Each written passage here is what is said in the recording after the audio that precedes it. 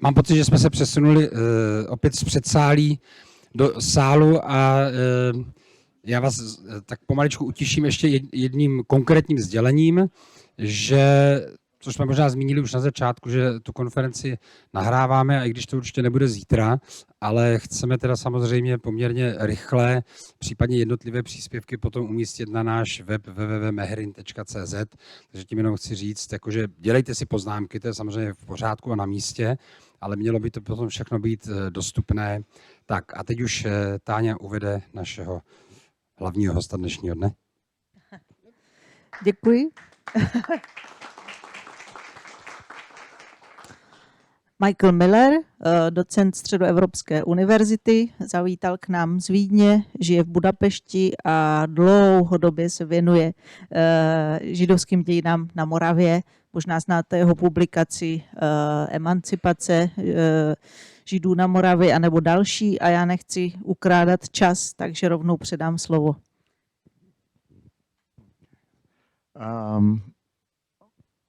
Dámy a pánové, those are going to be unfortunately my only words in Czech today. I want to thank Martin and Tanya for the invitation, but also for trying to put Moravian Jewry back on the map, figuratively and literally. I also want to, I see a lot of old friends and colleagues here, and I'm very happy that Liba Zalcmanova is here, because when I was doing my research for the book, or the dissertation that became the book, I was actually living for part of the time at on Pelikova, in the house that may have also been connected to Heinrich Bauer, but the Yindra Bauer. So this was, so my interest in Moravian Jewry actually is a whole nother topic for conversation, which we can talk about also in the Q&A. One of the things that a lot of people sort of ask me when I tell them I work on Moravian Jewry, first they ask me, where is Moravia?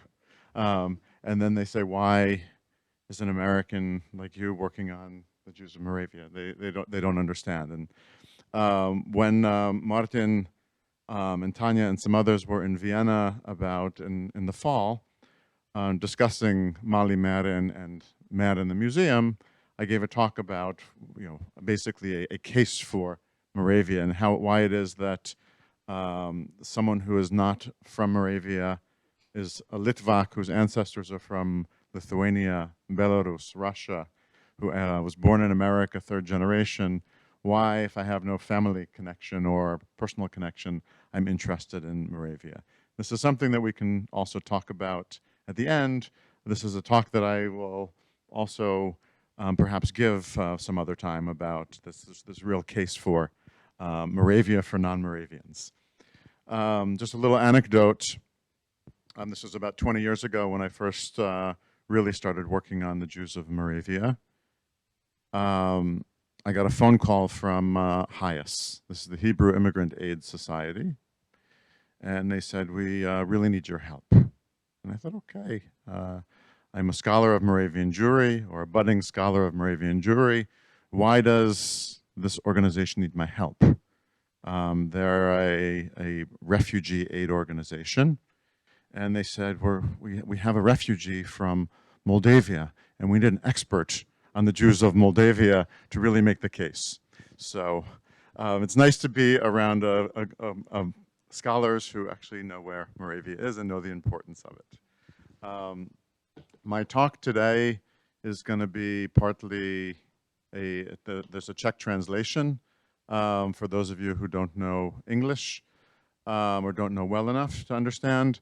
I'm going to sort of think of this as a jazz performance, and this is the main music, and I'm going to riff off of it occasionally. So the Czech translation may not always follow what I'm saying. The title of my talk is Moravian Jewry, a European Perspective. I know that in a few weeks, Tanya and Martin are going to give a talk about the international perspective, really, on Moravia when they're going to be in the States, promoting the museum, but also, I think, promoting Moravian Jewry. For centuries, Moravia was a place of refuge for Jews from neighboring countries and empires. And these newcomers made manifold contributions to the culture, society, and religious life of Moravian Jewry. From the mid-18th century onward, Moravia exported its Jews. At first due to oppressive restrictions on residence, occupation, and marriage, and then ironically due to the freedoms that came with Jewish emancipation, initially in 1848, then finally in 1867. As a result, Moravia's Jews dispersed all over Europe and contributed to many of the religious, political, scientific, musical, and ideological movements of the 19th and 20th centuries. What I'm not going to do is I'm not going to present a list of the great Moravian Jews. I think this is probably, there'll be at least one room in the museum that deals with this. But what I'm going to do a little bit is talk about Moravia, first of all, as a place of refuge, and then really Moravia as a margravate, or an area whose greatest export, I think, in the 19th and 20th century is Jews. From the 15th century until the 18th century, the margravate of Moravia was a refuge for Jews, especially those who migrated, fled, who were expelled from surrounding territories. And many of you are familiar with the chronology of Moravian Jewry. In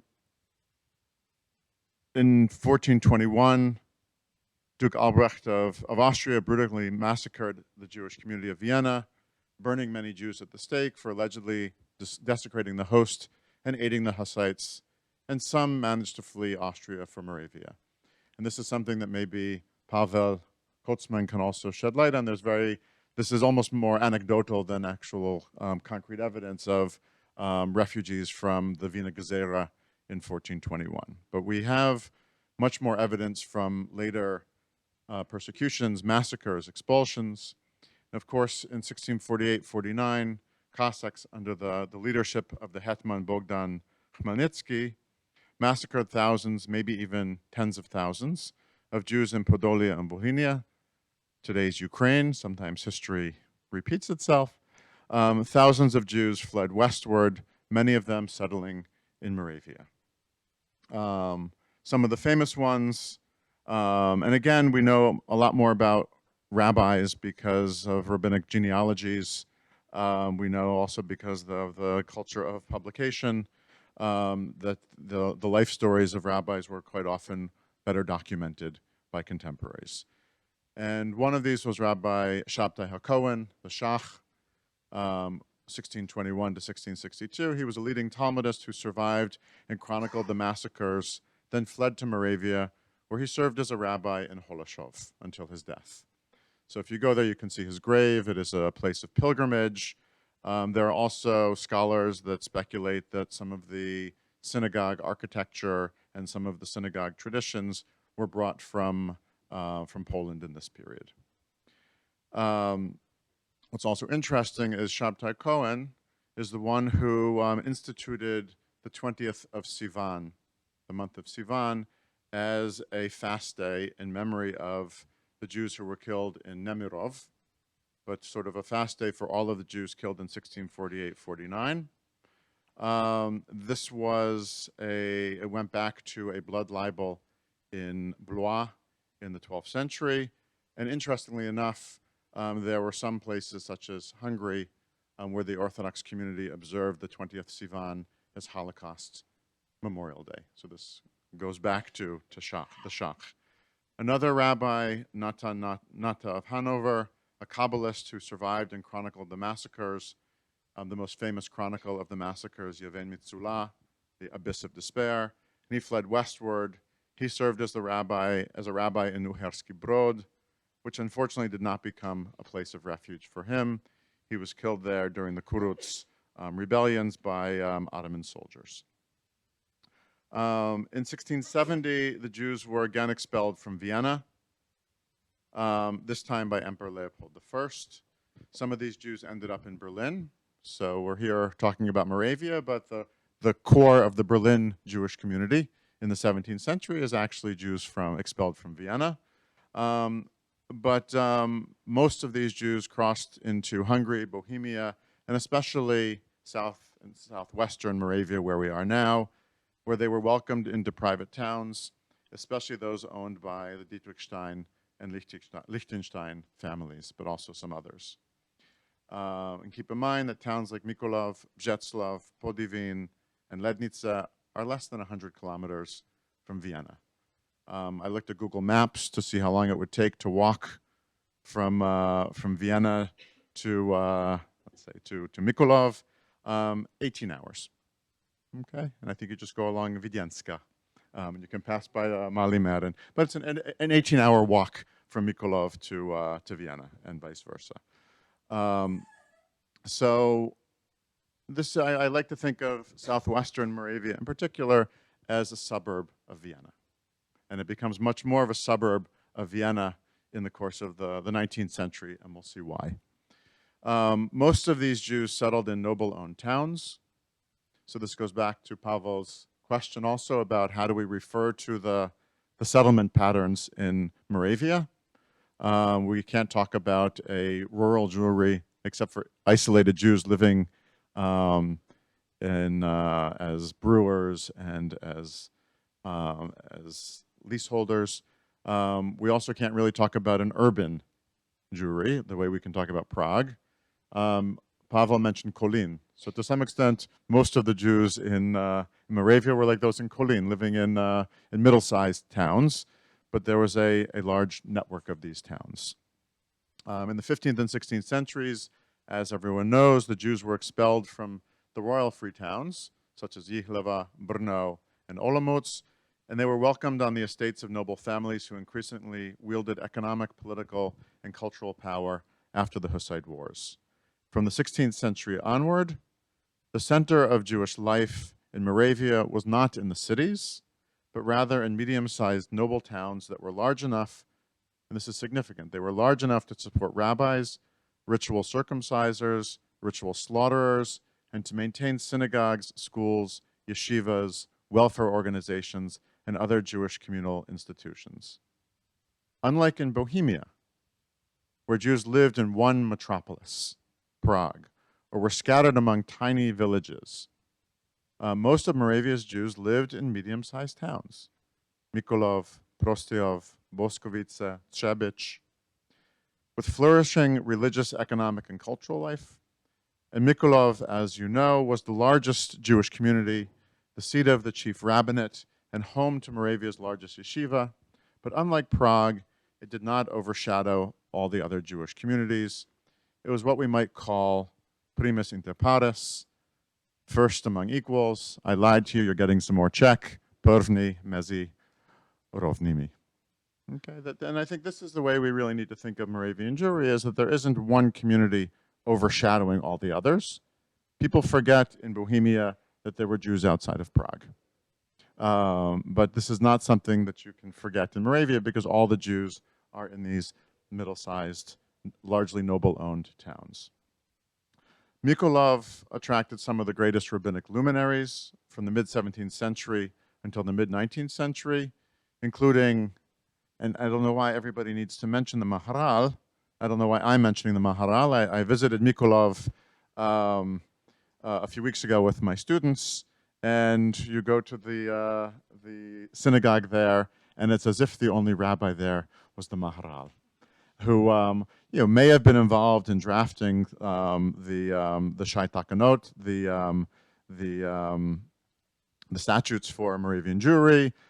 We have some text from his time in Moravia, but he wasn't the most significant rabbi in Mikolov. But for some reason, he overshadows everyone because of this fascination with the Golem, I think.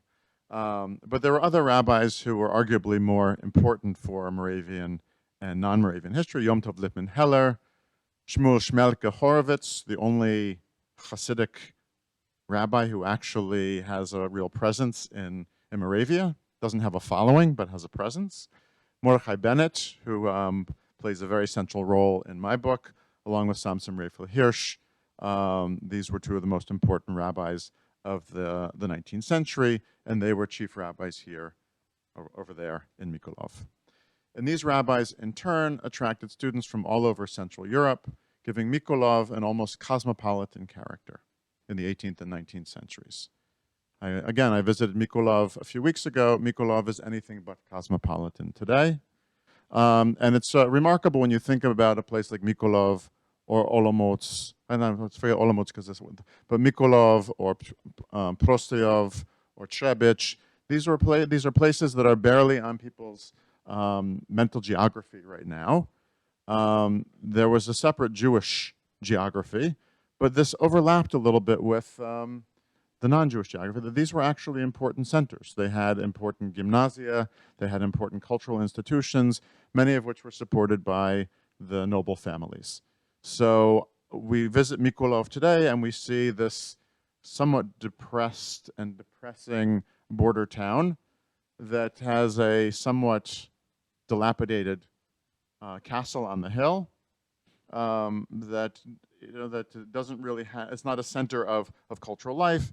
And up until the middle of the 19th century, this was really the most important center of Jewish life in Moravia and arguably in Central Europe outside of Prague and maybe outside of Bratislava, Požon, Pressburg. And this is something that, even though these are Jews who are living in middle-sized noble towns, they have a cosmopolitan character for that era. And the yeshivas in particular attracted Jews, not just from Moravia, but also from Hungary, Bohemia, Germany, or the Holy Roman Empire, the German lands. Of course, Germany doesn't exist yet. Poland, Lithuania, and other lands, and they came to study with prominent rabbis. This was also a feature of Prague in the late 18th century, but Moravia retained this up until the middle of the 19th century, that there were students from all over the Habsburg lands, but also outside of the Habsburg lands that came to study with rabbis in Moravia, and not just in Mikulov. As the centuries passed and the Jewish population gradually increased, what we've been talking about now is why Jews came to Moravia and how they came and when they came. Moravia became less of a refuge, and it also became less welcoming to Jews. This was particularly the case during the Counter-Reformation, when Catholicism, triumphant, reasserted itself, and Emperor Charles VI took steps to reduce the number of Jews and to reduce physical and social contact between Jews and Christians. In 1726, Emperor Charles promulgated the Familiant laws, which only allowed firstborn Jewish sons to marry, and hoped this draconian measure would limit Jewish procreation. In 1727, he instituted the ghettoization of Moravian Jewry by establishing Jewish quarters that physically separated Jews from Christians. Many of you have seen these the separation maps where, it's a great source for maps from the 18th century. You see these individual towns where you see where the Jewish community lived, often in close proximity to churches, in close proximity to the town square. And then after 1727, they were separated, physically separated. Jewish quarters were established, often called ghettos, and the Jews were moved out of the center, moved away from the churches, and this was something that was typical of Counter-Reformation Bohemia and Moravia. In my book, Rabbis and Revolution, I analyze the impact of these laws in considerable detail, but here I'm going to provide a very, very short summary. I think a lot of you also know quite a bit about this chapter of Moravian Jewish history. The Familiance laws could not limit natural urges. So Jewish men circumvented the laws by procreating illegally, sometimes converting to Catholicism, but primarily by emigrating abroad, especially to Hungary. And not surprisingly, second-born and third-born sons were colloquially called emigrants. So if you were not the firstborn son in one of these families that was allowed to marry, you were often just called an emigrant, because this was the assumption that that was your fate. You weren't going to be able to stay in Moravia if you wanted to get married and have a family legally. The ghettoization laws reduced the territory and houses inhabitable by Jews, which led to overcrowded Jewish quarters, reduced economic opportunities, and drove many Jews to seek economic opportunity abroad. So there were a number of push factors driving Jews outside of Moravia. Prior to 1848, Hungary, including especially today's Slovakia and Transylvania, which were, of course, part of the Kingdom of Hungary until World War I, end of World War I. Hungary was the primary destination, and after the Revolution of 1848, when Jews obtained freedom of movement, they increasingly relocated to Vienna.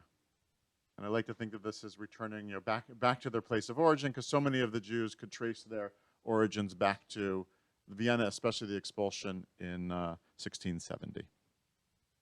One could argue that in the 18th century, and especially in the 19th century, Moravia's most important export, as I said, was not wine, was not grain or manufactured goods, but rather Jews, especially Jewish men. In the 18th century, so this is when the Familiant laws go into effect, more Jewish family heads were born in Moravia than in Hungary. This is in Hungary, okay? And until the end of the 18th century, most Hungarian rabbis were of Moravian origin. And this continues throughout the course of the 19th century, that Hungary draws on a lot of its rabbis from Moravia. And it's in part because of this very developed and deeply rooted yeshiva culture there. And it's also that most Hungarian Jews, especially in the 18th and early 19th centuries, had a direct connection to Moravia. And keep in mind that, the reason I mentioned Slovakia as being part of Hungary is not because I'm a Hungarian nationalist. It is because we have to remember that northern Hungary is on the border of Moravia in this period.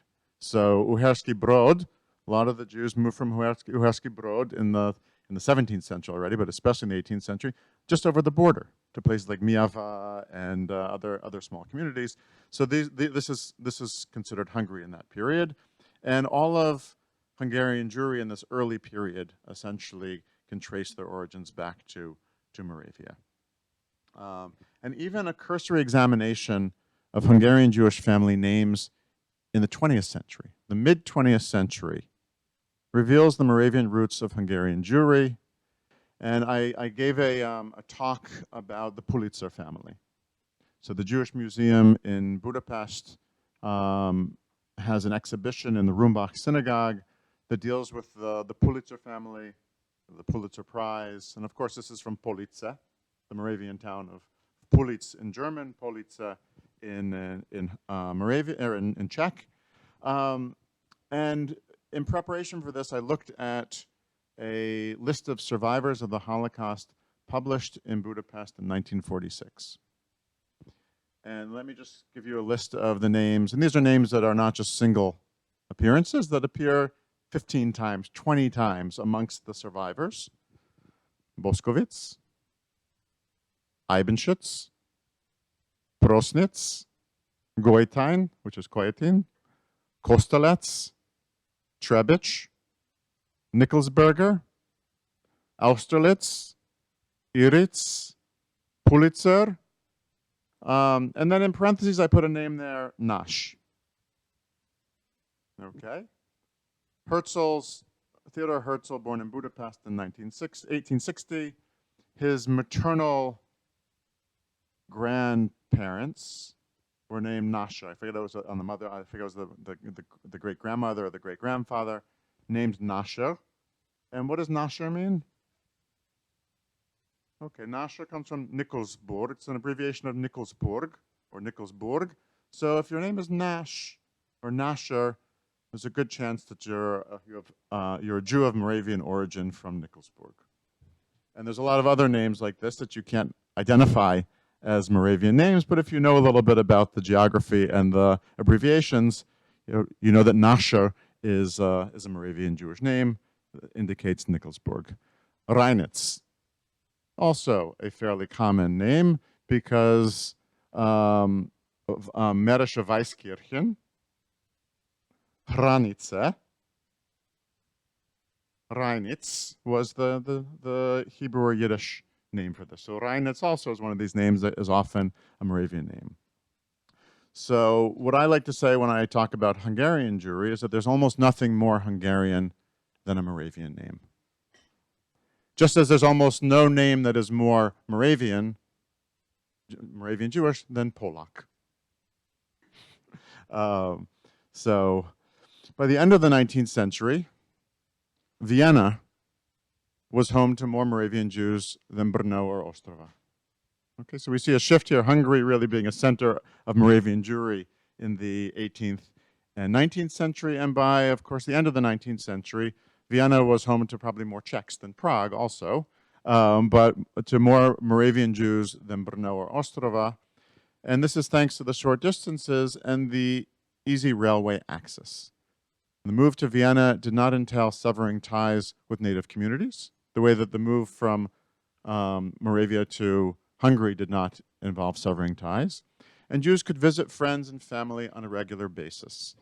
And they could also be buried in their ancestral communities rather than in Vienna's Jewish cemeteries. I'm not sure if this was also because it was sometimes cheaper or easier. Certainly for the Kufner family, it wasn't a matter of expense. Those of you, probably many of you are familiar with the Kufner family from Břeclav. The Otakring brewery in Vienna was founded by the Kufner family, and they were amongst the very wealthy Moravian-born Jews in Vienna. They also established an observatory in Otakring, which is in use today. And Ignaz von Kufner, born in Břeclav, who made his career in Vienna, decided to be buried in Břeclav. He also, of course, supported the Břeclav Jewish community with great generosity.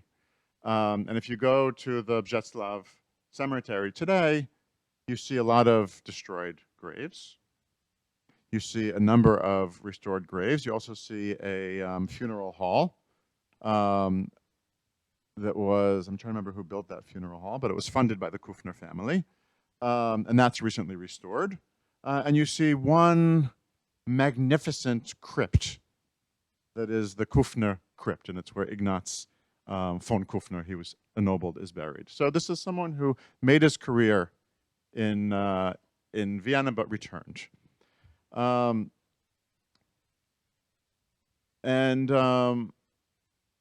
was, of course, one of the many Jews who left Moravia, yet retained a strong connection to his native land, even seeing a certain Moravian ethos as a key to his success.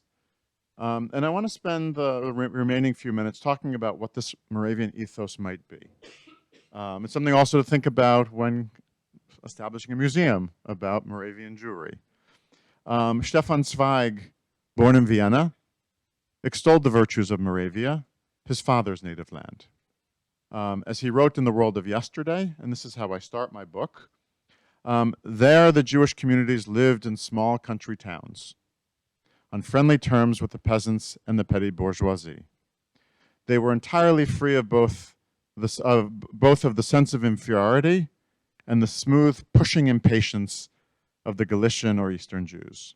Strong and powerful owing to their life in the country, they went their way quietly and surely as the peasants of their homeland strode over the fields. Early emancipated from their Orthodox religion, they were passionate followers of the religion of the time, progress. And in the political era of liberalism, they supported the most esteemed representatives in parliament. When they moved from their home to Vienna, they adapted themselves to the higher cultural sphere with phenomenal rapidity, and their personal rise was organically bound up with the general rise of the times. Louis Ginzburg, a Russian-born Jew, also discerned something special in Moravia, the native land of his hero, Isaac Hirsch Weiss. The Talmudic scholar, born in Veliki Mezeržice, and historian of Jewish tradition. His most famous work is called Dor Dor V'Dorshav. He spent the last 41 years of his life in Vienna. He wasn't such a pleasant person, apparently. His son I mean, Freud writes about vice in not such flattering terms. But what Ginsburg writes about vice, only Moravia could produce the historian of Jewish tradition. Germany had no men who possessed the requisite Talmudic rabbinic knowledge, and Poles, as a result of their one-sided Talmudic education, lacked system and clearness. Only Moravia could produce Isaac Hirsch Weiss, but as Ginsburg recognized, only Vienna could offer him room to flourish and attain greatness. As Stefan Zweig also seems to be saying, Moravia endowed its Jews with surety, confidence, moderation. This is a very important quality, and sense of reason. But these Jews could only reach their potential when they left the narrow confines of Moravia and availed themselves of the opportunities offered by cities like Budapest or Vienna, the two cities where I now happen to live. Perhaps we can discern a distinctive Moravianness in the psychoanalysis of Sigmund Freud, born in Przybor, the phenomenology of Edmund Husserl, born in Prostějov, the modernism of Gustav Mahler, raised in Jihlava, of course, born in Bohemia, the bibliographic breadth of Moritz Steinschneider, also born in Prostějov, or the historical insights of David Kaufmann, born in Kojetín, who actually wrote the definitive work on the expulsion of the Jews from Vienna in 1670. And this is how we know how many of them settled in Moravia and where they settled. In addition to their Moravian origins, these people also have one other thing in common. They left Moravia behind and achieved fame elsewhere, from Vienna and Budapest to Berlin and Heidelberg. And this is, I think, what's interesting about Moravian Jewry as well. I mean, we can also think, who are the Moravian Jews who attained their fame within Moravia and who actually drew on whatever their Moravianness was to achieve fame outside of the land of their birth. Thank you.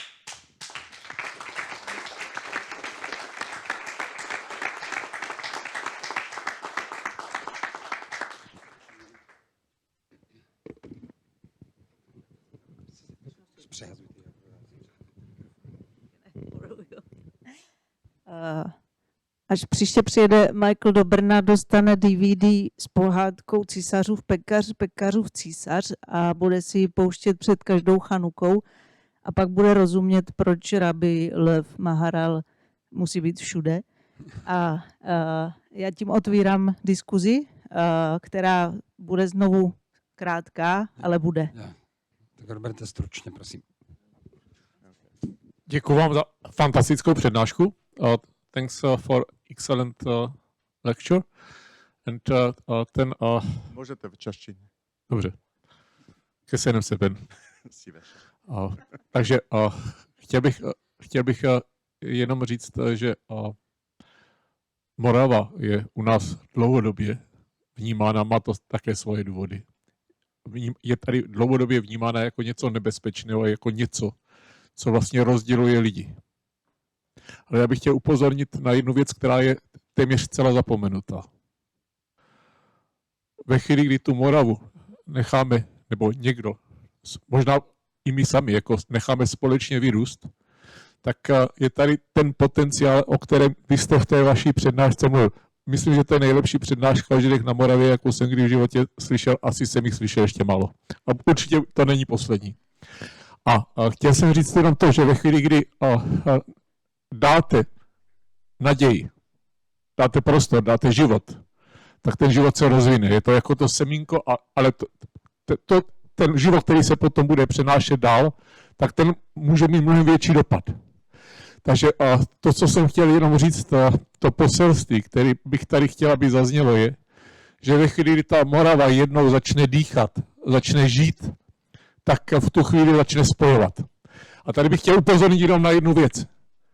A pro nás na Moravě, a o tom se vůbec nemluví, Rakousko v některých slovanských jazycích, to neexistuje, ten ekvivalent neexistuje ve většině evropských jazyků. U nás ano. To samozřejmě platí to stejně taky pro češtinu.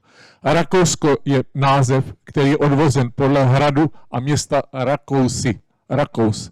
A dneska je to německý Rapsandertal.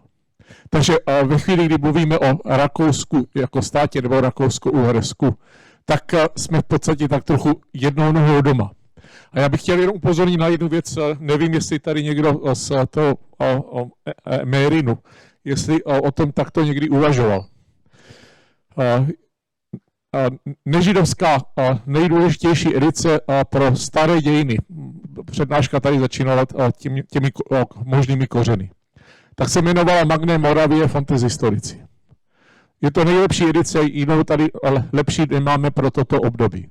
Má to jeden velký problém a jeden zásadní nedostatek. To vymezení, kde vlastně ty prameny sbírat a kam a je vlastně geograficky směřovat, to je jak svěrací kazáka, není to dostatečné, taky to úplně nedýchá. A tady se chtěl upozornit jenom jednu věc, že jeden ten rozkrok, a to bych viděl jako do budoucna jako jaký podúkol. Ono je to snadný jako úkol, ale v podstatě spíš jako přání, nebo jako, a můžete to brát jako otázku, že by možná stálo za to, aby se Brno stalo jakýmsi centrem židovského Vyšegrádu, protože ty problémy jako Židů v Uhrách, to není jen kvůli té vaší přednášce, ale ona se Morava bez Uher a bez Rakouska dělat nedá, ale zase jsou tady specifika, protože stejně tak třeba si myslím, že jsou velice důležitý i oblasti jako je Španělsko, Skotsko a jo.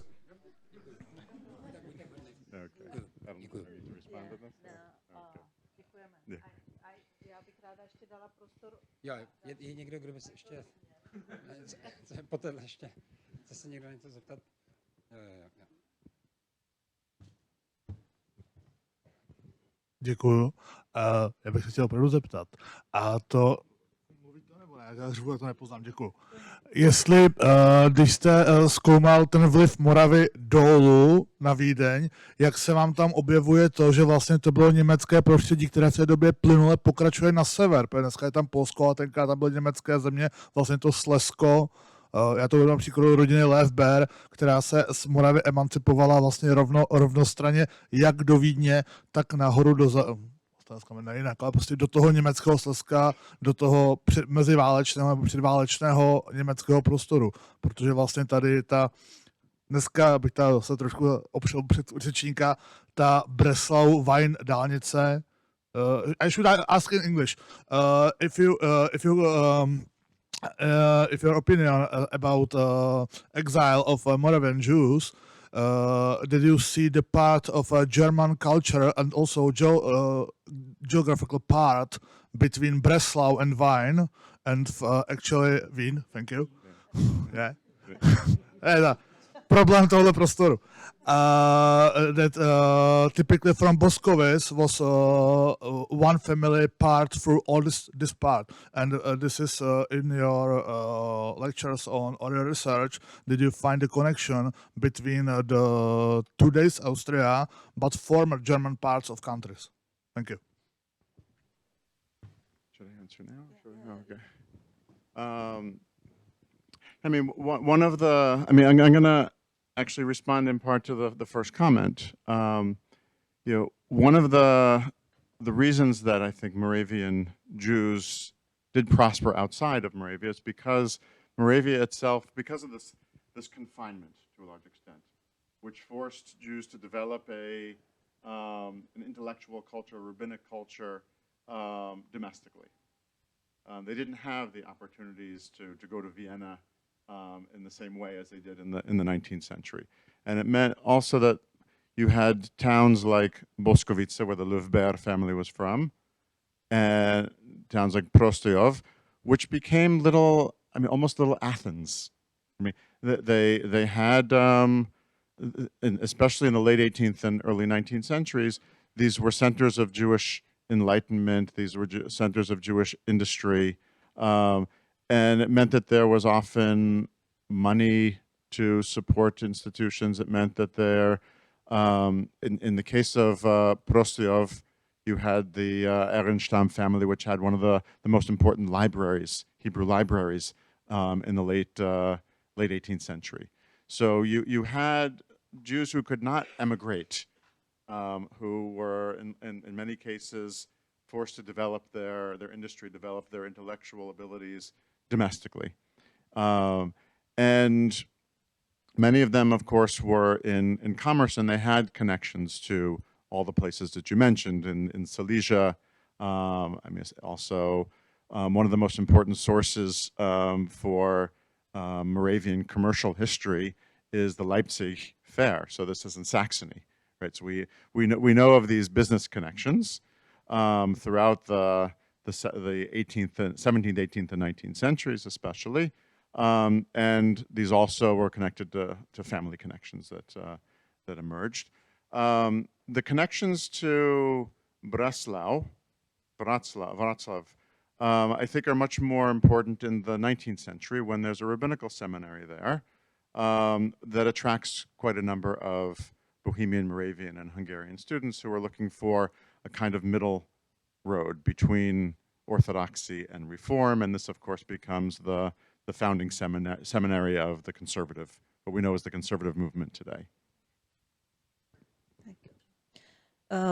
Já vidím, že Michaelovi se rožíná telefon, to znamená, že druhá část rodiny maybe they are waiting for you, or it's okay. Just fell asleep and they're walking to the train station. So I have another 5 minutes or so. Beautiful. Je potřeba shrnout odpověď, nebo můžeme ještě jeden otázku stihnout položit? Máme ještě otázku v publiku? Jo, tak Petra Bruda. Je-li to o to někoho připravit. You mentioned several migration waves involving Jews out of Moravia or Jews into Moravia. And I was wondering how long can we assess how long the assimilation period, in quotation marks, to the new environment was? How long did it take for Viennese Jews expelled from Vienna in the 15th century to become Moravian Jews? How long did it take for the Jews of Poland, Lithuania, who came after the Khmelnytsky pogroms to Moravia, to become Moravian Jews? And how long did it take for the Moravian Jews to become Hungarian Jews in the 19th century? The last question, I think, is much easier. The first two questions, I think we also have to ask to what extent we can understand the development of Moravian Jewry by the influence of Jews coming from Vienna and the influence of Jews coming from Poland. So a lot of the research on the impact of the waves in the mid-17th century, the waves of migration, look at again, to what extent is synagogue architectural style in Moravia influenced by this wave of migration? To what extent is liturgy influenced by this? And when we look at liturgy in the 19th century, the prayer books often talk about the liturgy of Bohemia, Moravia, Poland, and there's another. So Bohemia, Moravia, Poland. So this is it's often considered one liturgical family, right? So instead of looking at how long it took them to assimilate, the more interesting question I think is what impact did these waves of migration have on the local communities? Also, I think the Viennese connection, of course, they were expelled from Vienna, but they still retained their connections to Vienna. And we know that after 1670, within 2 decades, Jews started returning, and these were the wealthier Jews that returned. And Vienna actually became, by the beginning of the 19th century, when the Jews there is officially no Jewish community in Vienna. There are hundreds of Moravian Jews, especially from Nikolsburg, Mikulov, who are there. So there's connections between Moravian Jews, especially in this region, and Vienna. Because as I said earlier, this is I like to think of it as a suburb of Vienna, which becomes even closer after 1839 when the Nordbahn is established. In terms of Hungary, most of the migration to Hungary is in the 18th and especially 19th centuries.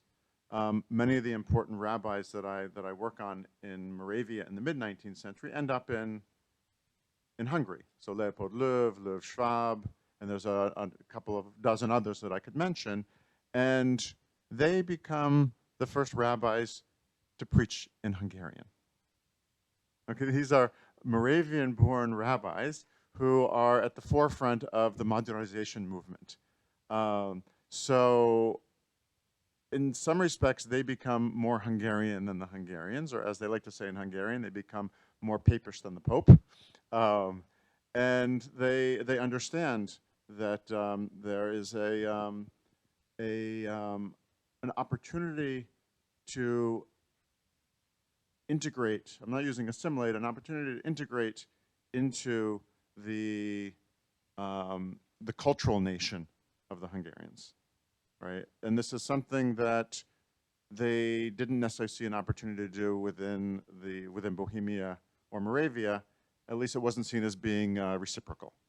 Whereas because in Hungary, the Hungarian speakers constituted a minority, a plurality, but a minority, up until the late 19th century, the Jews actually, with their readiness to adopt the Hungarian language and adopt a Hungarian patriotism, played a very important role in the development of the Hungarian nation. And this is something that we can't say about Bohemia or Moravia, where the Jews were largely insignificant and they were perceived as boosting the German minority. But in Hungary, they were seen as actually very important to the Hungarian national project. So they were welcomed by at least the dominant liberal Hungarian nationalism of the 19th century in a way that they were never welcomed really by the young Czechs, let's say.